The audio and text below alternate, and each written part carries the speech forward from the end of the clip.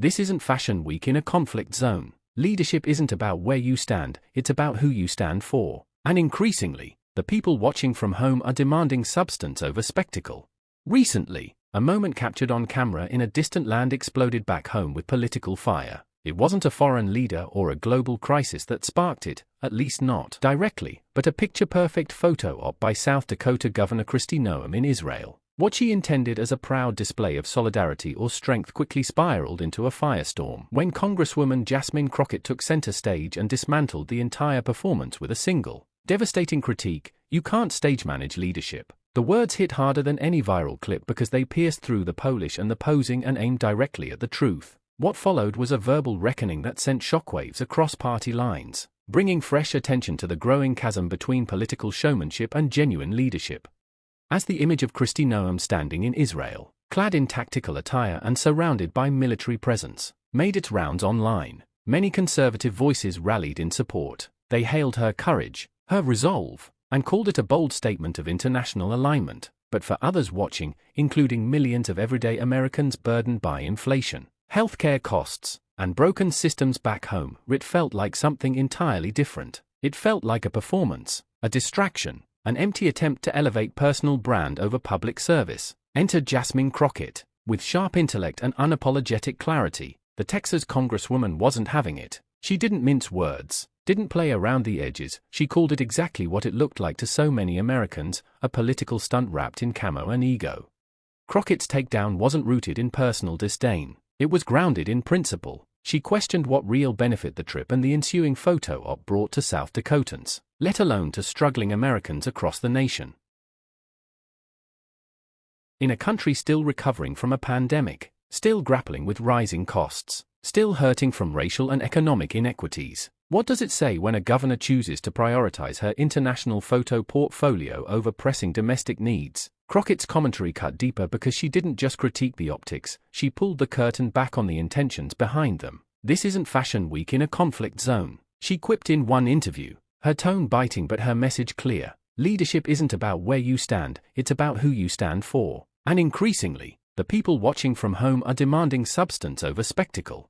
What struck a nerve for many was the broader context in which Crockett's words landed. At a time when politicians are trying harder than ever to go viral, to dominate headlines, to build followings instead of coalitions, Crockett offered a mirror. And in that mirror, what Kristi Noem saw wasn't strength, it was artifice. A leader who flew across the world to posture in front of another nation's struggle, while Americans back home waited for action. "You can't stage manage leadership," Crockett declared again, the phrase echoing on air and across social media. It wasn't just a line, it was a thesis, a challenge, a call to return to public service grounded in reality, not filtered through campaign lenses.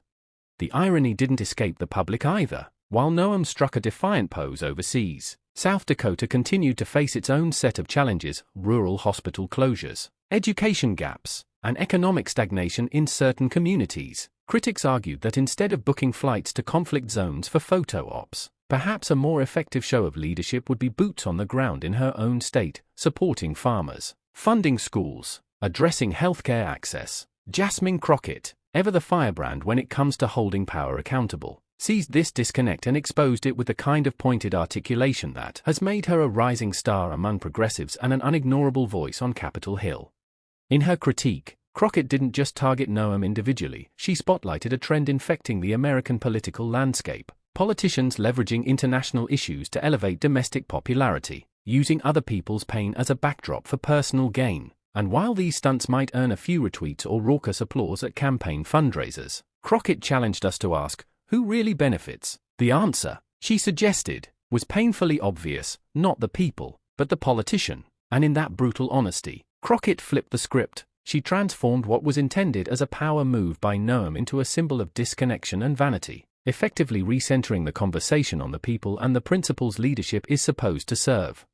Crockett's critique resonated because she didn't deliver it as a rehearsed soundbite. She spoke with the urgency and authenticity that comes from someone who's not just watching politics unfold but living it. She's no stranger to political theatrics or to being underestimated by those who equate style with strength. So when she took on Noem, she did so with the confidence of someone who's earned her seat through substance, not spectacle. And that authenticity came through loud and clear. She didn't need a photo op to show where she stood. Her words, Her votes, her work in the trenches of legislation all did the talking. In contrast, Noem's carefully curated pose overseas suddenly looked more like a billboard for personal ambition than a statement of solidarity. As the story gained traction, reactions poured in from all corners. Supporters of Noem dismissed Crockett's comments as partisan theater, claiming she was jealous or out of touch, but others, including a growing number of centrists and independent observers, admitted Crockett had a point. There's a growing fatigue in America around political peacocking, around leaders more concerned with their media image than their policy record. Crockett's confrontation tapped into that weariness and gave voice to it. In doing so, she didn't just criticize, she offered a vision of what leadership could and should be: engaged, present, accountable, and real. The viral nature of Crockett's comments also opened a broader national conversation about what leadership in America should look like. In the wake of global instability and domestic uncertainty, voters are growing more discerning, more skeptical of appearances, and more insistent on action. Crockett, by cutting through the fog of political spin, reminded people that real leadership doesn't need a costume, doesn't require a dramatic backdrop, it only requires the courage to do what's right when no one is watching. Noem's photo op, for all its production value, was no match for the authenticity of Crockett's truth, and in that clash, the public saw not just two women in politics, but two entirely different definitions of power. Adding another layer to the drama was the emerging speculation that Noem's international trip was part of a broader strategy to position herself for a potential role on a national ticket, possibly alongside Donald Trump in the upcoming election. If true, it makes Crockett's remarks even more devastating. Not only did she call out a single moment of vanity, but she potentially derailed a calculated narrative of strength being carefully constructed for a larger political ambition. Crockett's words acted as a spotlight on the manipulation of narrative, laying bare the difference between those who seek power for self and those who wield it for service.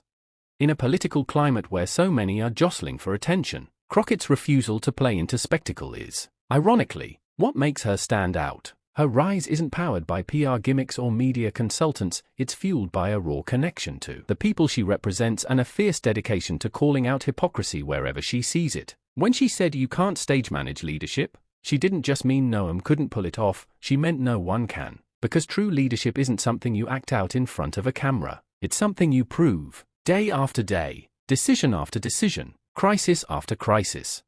What Crockett accomplished in those few sentences was more than a political slam, it was a national gut check. Her takedown of Noem became a flashpoint not because it was rude or outrageous, but because it reminded the public that we've strayed too far into performance politics, that we deserve more than staged strength and borrowed gravitas, that we're owed real solutions, real empathy, and real leadership. It was a call to the electorate as much as it was a critique of a governor, a call to stop rewarding the flash and start demanding the substance. And it isn't just about one trip or one image. Crockett's confrontation with Noem echoes into every hallway of government, from city council chambers to Senate floors. It's a reminder that public trust is fragile, that the people we elect need to be more concerned with their communities than with their social media metrics. It's a call to aspiring leaders that real power doesn't come from optics, it comes from outcomes, from policy that works, from presence that matters, from standing up for the voiceless even when no one's filming. In the days that followed, Crockett did not backtrack. She doubled down, not for headlines but for accountability. She made it clear that if the measure of leadership is bravery, then bravery must include confronting the hard truths at home. That if standing in Israel is meant to signify strength, then strength also means staying in South Dakota and fixing the issues there. That if you claim to care about peace and justice, that concern should extend not just to foreign lands but to your own people struggling in silence. She reminded the nation that caring should never be selective, that justice should never be performative. Jasmine Crockett, through this bold and cutting confrontation, did more than expose one politician's political theater, she reignited the public's hunger for authenticity. She reminded us all that leadership isn't about looking the part, it's about doing the work. And as Americans continue to watch the unfolding events of this election season, the contrast between Crockett's grounded approach and Noem's staged excursion will likely serve as a lasting metaphor. One leader who traveled for a camera, and another who stood firm with a microphone and a message that couldn't be staged, filtered, or ignored. If you found this breakdown insightful, make sure to hit that like button and subscribe to the channel for more sharp, unapologetic political coverage. Stay tuned, stay informed, and remember, leadership doesn't need a stage, it needs a spine.